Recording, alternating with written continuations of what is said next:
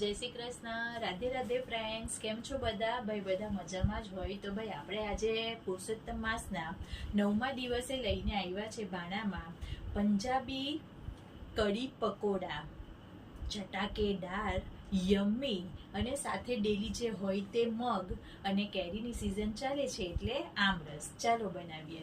જો આજે આપણે જે કઢી પકોડા અને લચ્છા પરાઠા બનાવવાના છે એના માટે આપણે આ લોટ બાંધીને તૈયાર રાખ્યો છે. ચાલો આપણે હવે લચ્છા પરાઠા બનાવીએ. આ મીડિયમ સાઇઝના આ રીતના આપણે પીડા લઈ લેવાના. જો આ રીતની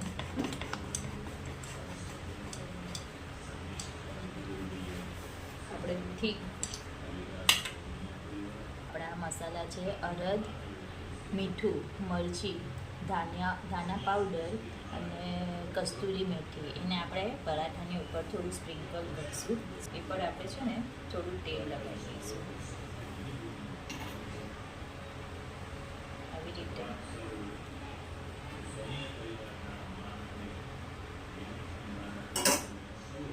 પછી એમાં હલ્દી, મીઠું, મરચી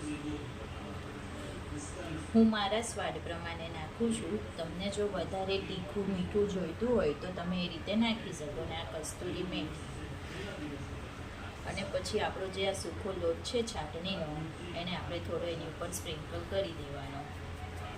હવે એને એમ થોડું હાથથી મિક્સ કરી દઈશું એટલે બધી જગ્યા ઉપર એક સરખો મસાલો બેસી જાય. હવે છે ને ફ્લેક્સ બનાવીએ ને આપણે, બસ એવી જ રીતે આપણે આ ચપાટીની ફ્લેક્સ છે ને બની ગઈ સરસ મજાની પ્લેટ્સ. સરસ મજાના આના લચ્છા બનશે.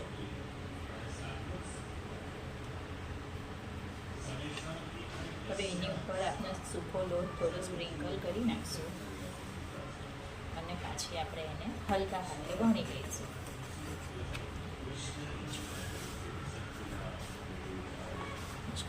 સરસ મજાનો આપણો આ પરાઠો બની ગયો છે. જો આ સરસ મજાનો શેકાઈ ગયો છે. એની ઉપર આપણે ઓઇલ લગાવી લઈશું.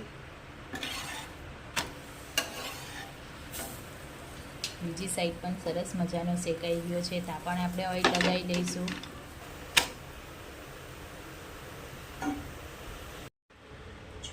સરસ મજાનો સોફ્ટ છે અને બધા જ પરાઠા સોફ્ટ છે. કઢી પકોડા બનાવવા માટે આપણે આ 1 વાટકી દહીં લીધું છે, જેને આપણે સરસ મજાનું મિક્સ કરી દઈશું.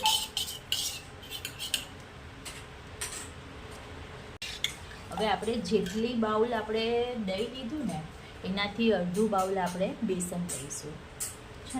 એને પણ આની અંદર મિક્સ કરી દઈશું અને એને પણ આ રીતે સરસ મજાનું મિક્સચરને જોવા સરસ મજાનું બેસન, દહીં અને પાણી મિક્સ થઈ ગયું છે, કોઈ લમ્સ નથી. હવે પકોડા બનાવવા માટે આપણે 1 વાટકી આ ચણાનો લોટ લીધો છે. મારે 5 વ્યક્તિ માટે બનાવવાનું છે એટલે મેં 1 વાટકી લીધો છે. તમે તમારા હિસાબે બનાવી શકો છો.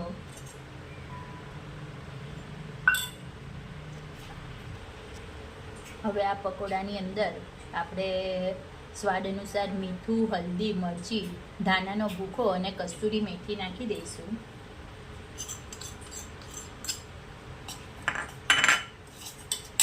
આદુ મરચાંની પેસ્ટ નાખશું. પાણી નાખીને સોફ્ટ એનું બેટર રેડી કરશું. પકોડા આપણાથી તેલમાં મુકાય એવી રીતે.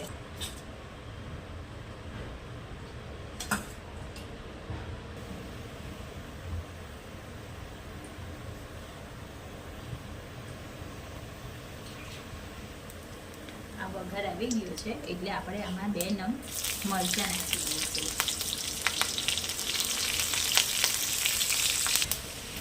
આ વઘાર આવી ગયો છે એટલે આપણે જે મિક્સ કરેલું દહીં ને બેસન તે નાખી. હવે એમાં સ્વાદ અનુસાર મીઠું, હલ્દી અને ધનિયા પાવડર ઉમેરી દઈશું. મિક્સ કરી લઈશું.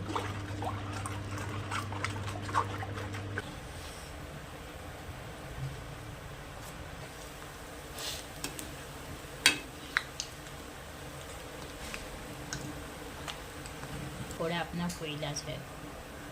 હવે આપણે એને કઢીમાં નાખી દઈશું. જો આ પકોડા આપણે કઢીમાં નાખી દઈશું. એમાં ઉબાલ આવી ગયો છે.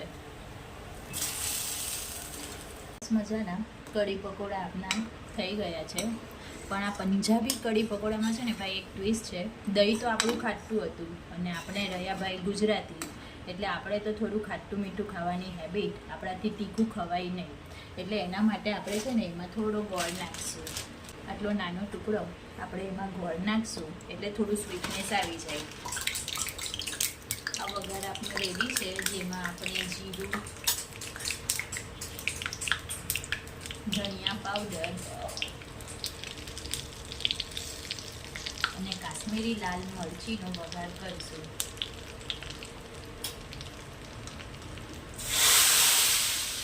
સરસ મજાની પંજાબી કઢી પકોડા, એ પણ લસણ અને કાંદા વગર, સાંઠવીક રેડી છે. કોથમીર નાખીને સર્વ કરશું. તો રેડી છે આપણું આજનું આ ભાનું કઢી પકોડા. રોજ મગ હોય તે મગ, કેરીની સિઝન ચાલે છે એટલે આમરસ, અને આ લચ્છા પરાઠા. તમને પણ મારા બ્લોગ જોવાના ગમતા હોય તો લાઈક, કોમેન્ટ, શેર કરતા જજો.